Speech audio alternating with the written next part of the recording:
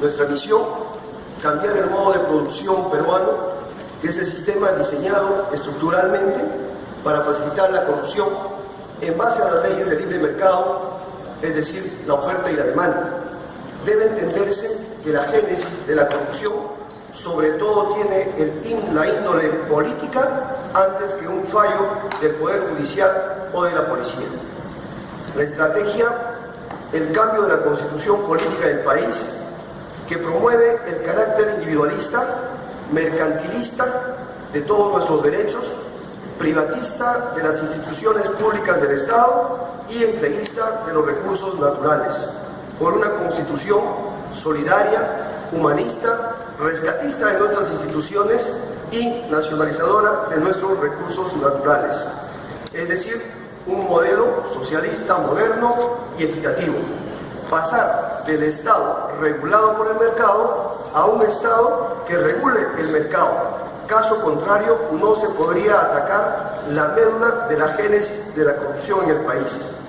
Objetivos: abolir todo aquello que promueva, facilite, blinde y proteja sistemática e institucionalmente la corrupción en el país, empleando el menor costo económico y además humano. Evitar que la lucha anticorrupción, paradójicamente, se convierta en fuente de negocio ilícito para los malos funcionarios del Estado. Lamentablemente, la corrupción en el país se ha convertido en el nuevo terrorismo de Estado, donde no hay institución pública o privada que haya sido involucrada. Por tanto, planteamos lo siguiente.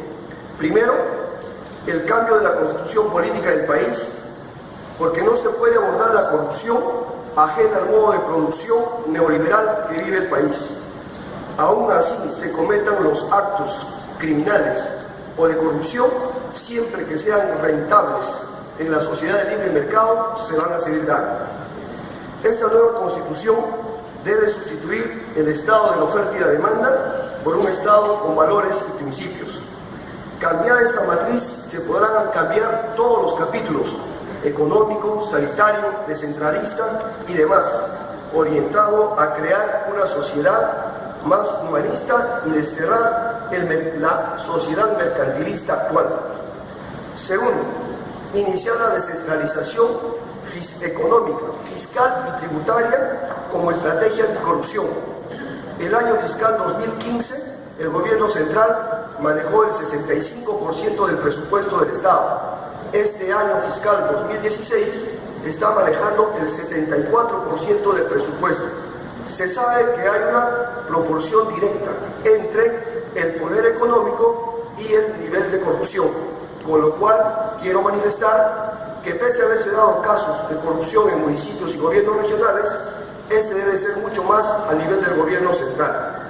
Es aquí donde se ha procedido a la venta de muchos bienes de la patria. Muchos servicios han sido privatizados y concesionados, y para dar inicio a esto debe iniciarse la descentralización de un único ministerio en el Perú que no ha sido descentralizado a ningún gobierno regional. Me refiero al Ministerio de Economía y Finanzas. En ningún departamento existe la Dirección Regional de Economía y Finanzas, haciendo que el Estado se torne más centralista y, lógicamente, mantenga el poder económico. Una vez descentralizado, yo creo que estaríamos dando inicio a la formación más adelante de la futura República Federal del Perú, administrando cada región sus propios recursos. Tercero, el artículo 62 de la Constitución Política del país es la piedra angular, la madre y protectora del saqueo y la corrupción más grande que ha sufrido el Perú hace 23 años. Las empresas que eran propiedad de todos nosotros, sin consulta al pueblo ni a sus trabajadores, fueron vendidos.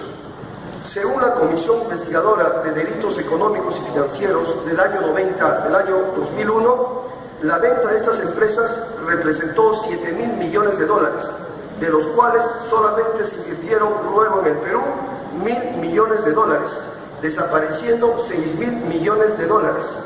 Y para que nadie pueda investigar este acto corrupto, la Constitución lo blinda con este artículo, impidiendo la revisión de todas las concesiones, impidiendo la revisión de todos los tratados de libre comercio, bajo el pretexto de la estabilidad jurídica, que no es nada más que la estabilidad de la corrupción en el país. Es más, ni el Congreso de la República, y lo dice taxativamente, puede modificar este artículo. Por eso urge una asamblea constituyente que modifique este artículo. Y no solamente se trata de un artículo, sino están estos asociados sistemáticamente a los anteriores y a los posteriores, por lo que urge finalmente una nueva constitución. En el punto 4, la creación de una página web donde se obligue a publicar todos los contratos ley y los TLC firmados, para que el pueblo pueda ingresar a la vigilancia de su cumplimiento, pues muchas incumplen las cláusulas. Estos días se firmará el TPP en el más grande oscurantismo de nuestro pueblo, anonimato sin precedentes que solo puede darse en un Estado que convive y facilita la corrupción en contra de la transparencia. 5. Convenios lesivos del Estado que impiden su cumplimiento por parte del Estado y que afectan la paz social. Para que la corrupción se consuma, su objetivo es suspender derechos al pueblo. Así se le quitó el carácter vinculante a la consulta de los pueblos y el derecho al subsuelo a las comunidades. Es decir, una vez vendida todas las riquezas y no enteradas a las comunidades, el Estado solamente tiene que reprimir para hacer cumplir ese contrato. Y eso se expresa en las masacres dadas en Bagua, Espinar, Tía María, Pichanaki y otras. La corrupción está considerada como una amenaza a la supervivencia de la especie humana. El cambio de la Constitución y la devolución de los derechos a los pueblos garantizará definitivamente la paz social. 6. Planteamos la elección y revocatoria de jueces y fiscales y el Contralor de la República por voto popular. Esto va a traer 3 aspectos positivos. Primero, que sea una autoridad legítimamente constituida por el pueblo. En segundo lugar, pueda despartidalizarse el Poder Judicial, que está capturado por un partido hace mucho tiempo, y además sea autónomo del poder político nacional. Debemos también hacer de que vemos de que muchos de los líderes de estos partidos que han capturado las instituciones simplemente no son condenados, y esto estimula la corrupción y la impunidad en el país. Por tanto, el Poder Judicial no puede ser utilizado como la Celestina de la corrupción. También puede procederse este mecanismo con otras altas autoridades del Estado. Necesitamos, como el punto 7, una Policía Nacional del Perú más autónoma del poder político. Todo el mundo sabe que los grados por encima de mayor se deciden políticamente. Hoy en día la policía asciende con un falso academicismo. Bastan los estudios de posgrado o diplomados que nada tienen que ver con la esencia de la policía para que puedan ascender de grado. Y lógicamente esto va en contra de la especialización. Nosotros planteamos de que puedan ascender según los crímenes resueltos en cada uno de sus miembros. 8. Reforma del Código Penal contemplando la imprescriptibilidad de los delitos de corrupción. Si esta ley se hubiera aprobado, porque hace muchos años está en debate en el Parlamento, hoy en día muchos partidos y candidatos no estarían postulando, no estarían intentando manejar los recursos del Estado ni guiando a la sociedad peruana. Sin embargo, lo hacen en base a que el Congreso está integrado por muchos de ellos y no quieren aprobar esta ley. 9. Reorganización total del organismo supervisor de contrataciones del Estado. Sabemos que la mayor corrupción está en las licitaciones y en las ejecuciones de obra. No es posible que el Estado pierda más del 90% de los laudos arbitrales y solamente los privados ganen todo ello. Y lógicamente, que se inicia quizá en el juez del OCE y termina en el funcionario gubernamental que va a pagar la indemnización, que casi siempre es millonaria, al empresario privado, yendo en detrimento del Estado. Por eso que planteamos que el OCE también sea descentralizado y que cada región sea el punto inicial y la última instancia para resolver estos problemas. 10. La simplificación administrativa es fundamental. Cuanto más control administrativo, y no hay interés de lucha anticorrupción, cada eslabón se actúa como una garita de peaje, aumentando la corrupción burocrática en el país en cada paso administrativo. La simplificación administrativa podría reducir considerablemente la corrupción. 11. La ley de medios de comunicación. En un Estado democrático nadie puede estar ajeno a una ley. Por tanto, no debe confundirse autonomía con impunidad. La concentración de medios daña la democracia y la lucha anticorrupción. Algunos dueños de la concentración de medios actualmente son accionistas de empresas que se han privatizado en el país, teniendo desde ese punto de vista algún control sobre el poder político y también sobre la opinión social, coadyuvando al fortalecimiento de la corrupción. Nosotros planteamos que no debe permitirse la concentración de medios en el país. 2. Los sueldos dorados del Estado. El Estado peruano, al pagar sueldos altos sobre pretexto de que los funcionarios, si están bien pagados, no van a caer en corrupción, simplemente es el primer corruptor de conciencia, a quien debiera administrar, a quien la persona debiera administrarse por valores y principios, es decir, lejos de una compensación económica, de su actuar moral. Creo que el Contralor de la República debe liderar esta iniciativa, renunciando a su sueldo que actualmente duplique el del Presidente de la República, pues se ha demostrado que la actual política no funciona y seguimos en peores niveles de corrupción. Otros candidatos también han planteado que toda la culpa es de la Contraloría, pues no es así.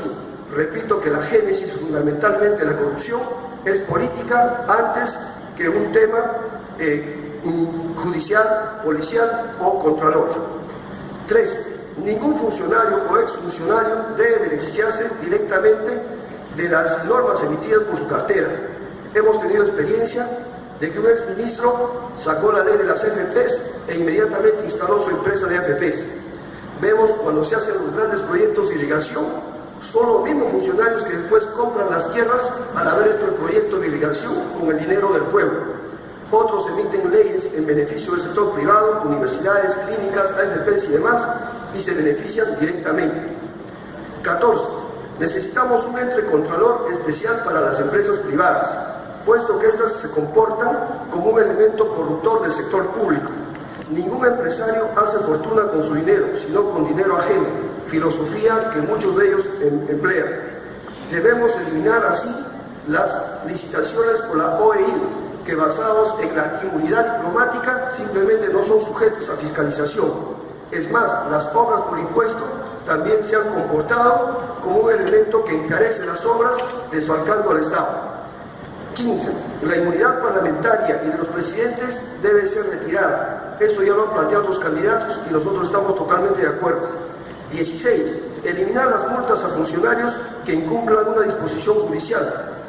¿Por qué digo esto? Toda multa que se impone a los funcionarios y deben pagarlo de su propio peculio no lo hacen.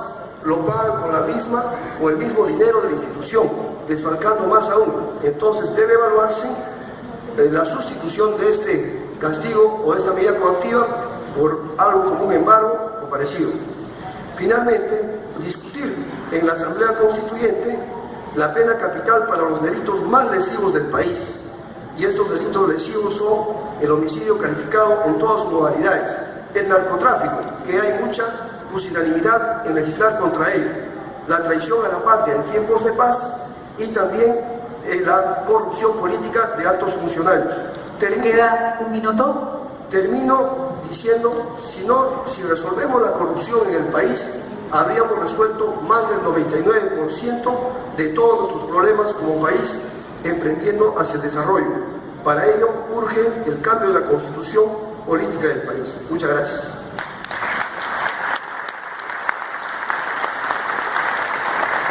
Hemos escuchado las propuestas del señor Vladimir Cerrón en materia anticorrupción y ahora vamos a iniciar la rueda de preguntas. Empezamos con el periodista Eduardo Guzmán. Adelante. Gracias, Melissa. Buenas tardes, señor candidato. Me llama muchísimo la atención el hecho de que para usted la corrupción tenga una propiedad ideológica. Usted se refería a los que demanda como la génesis de la corrupción. El 21 de enero de 2011, el diario El País de España publicó un siguiente cable en nota pequeña, El embajador español Alonso dice, viene de Cuba, es cable, el embajador español Alonso dice que todos necesitan la corrupción para sobrevivir. En la mayoría de los países latinoamericanos, un escándalo de corrupción es que una persona robe 11 millones de dólares. En Cuba, el escándalo es que 11 millones de cubanos roben $1 cada uno. De alguna manera usted está formado en Cuba porque usted estudió medicina en la Universidad de Ciencias Médicas Carlos Finlay. Imagino que trae esa carga ideológica. ¿Qué es lo que usted pretende al tratar de poner una nueva constitución para el Perú a partir del 26 de julio de este año? Ser una sociedad o un país como la Venezuela chavista, como la castrista de Cuba, como la de Daniel Ortega de Nicaragua. Usted pretende que nuestro país vuelva a las colas, a los problemas, al retraso. ¿Eso es lo que usted quiere para el Perú? Muchas gracias. Soy partícipe de que el Perú establezca su propio modo de producción, pero alejándose del neoliberalismo y quitar las leyes que rigen esta sociedad. Yo he manifestado de que mientras exista la ley de la oferta y la demanda y cualquier acto sea rentable, independientemente de ser corrupto o ser criminal, se va a seguir dando bajo estas reglas. Nosotros abogamos porque el Perú constituya su propio modelo, no implantado como el neoliberalismo que también fue implantado aquí, que son ideologías extranjerizantes. Y se habla mucho de que el socialismo ha fracasado en el mundo. Yo le preguntaría también al pueblo que reflexione si es así, ¿dónde está el éxito del neoliberalismo en el Perú? En el último lugar de comprensión lectora que está la patria, en los 2.700.000 analfabetos que tenemos, en las FPs que explotan a nuestros jóvenes, en las masacres sociales y en la criminalización de la protesta. Yo diría que el recuerdo más malo que he tenido de las colas ha sido en el primer gobierno aprista, que definitivamente no era socialista ni algo parecido. ¿Está usted satisfecho con la respuesta del candidato? Me gustaría conocer algunos puntos más de su pensamiento. Por ejemplo, ¿qué haría usted con las empresas privadas? ¿Qué haría usted con la CONFIEP? Su representante estuvo acá estos 2 días, no sé si está presente. ¿Qué haría usted con la empresa privada particularmente? Yo cuestionaba en la Sociedad Nacional de Industria, Petróleo y Minería, por ejemplo, no entiendo a santo de qué se denominan así, porque el Perú está desindustrializado. Cuando viví en Huancayo, yo conocí la manufactura Los Andes, las manufacturas del centro, la Maltería Lima, la Inca Kola y demás, que hoy día ya no existen. Igual en la avenida Venezuela y Argentina existían fábricas que hoy ya no existen. Sin embargo, la sociedad de industria sigue existiendo y yo no sé qué industrias han promovido o han hecho nuevas en el Perú. El Perú, en conclusión, más bien, lo han desindustrializado. Nosotros queremos, por el contrario, industrializar este país y con esa industrialización generar empleo y con esa generación de empleo fortalecer nuestros sectores de educación, de salud y demás, y además sostener los programas sociales que no deben ser indefinidos, deben tener fecha de caducidad definitivamente, porque llevarlo a ser indefinido genera dependencia, baja autoestima y corrupción en quienes manejan estos programas sociales. Bien. Es el turno del jefe de investigación de la Unidad de Investigación del Comercio, el señor Daniel Llovera. Adelante. Buenas tardes. Ya es sabido que la corrupción es transversal y trasciende ideologías. Por eso yo quería preguntar si no va a tener en cuenta también, si no ha evaluado lo que ha pasado con Venezuela, Argentina o Guatemala, en donde hay denuncias importantes de corrupción. Y si no, sería mejor estudiar casos que trascienden posiciones ideológicas, como los de Dinamarca o Finlandia, por ejemplo, que son 2 de los países que con menor índice de corrupción, menor grado de corrupción. ¿Ha estudiado estos casos? Sí, según el barómetro latinoamericano, tengo entendido que Cuba tiene uno de los índices de corrupción más bajos de América Latina. Y si se trata del tema de Venezuela, yo quiero decir lo siguiente, que también se me viene a la mente en ese momento la democracia peruana, porque mientras Venezuela enviaba médicos al terremoto de Pisco y construía una ciudadela, la democracia peruana se robaba el dinero del Foxur, de los cuales no ha existido ningún castigo y ha estimulado más bien la impunidad. Mientras la democracia venezolana operó 18.000 pacientes con catarata, La democracia peruana es discriminatoria al ingreso a cualquier tipo de hospital, si es asegurado o no lo es. Y mientras esa democracia hace que sobreviva todavía Gamarra, nuestra democracia permite el ingreso de productos chinos de TLC, quebrando nuestras empresas. Eso, para mí, son muestras y el balance que había que hacer de mirar primero la paja con el ojo nuestro antes que la gente. Y justamente para mirar lo nuestro, también sería importante valorar el caso del gobierno regional de Cajamarca a cargo del señor Gregorio Santos, ¿no? No se diferencia mucho a lo que pasó en Ancash. Por eso le digo, o sea, ¿por qué también no estudiar los casos exitosos en cuanto a lucha contra la corrupción de Dinamarca y de Finlandia, por ejemplo? Sí, me parece muy bien y voy a nutrirme sobre ese punto. De esta manera concluye la participación del candidato de Perú Libertario, Vladimir Cerrón.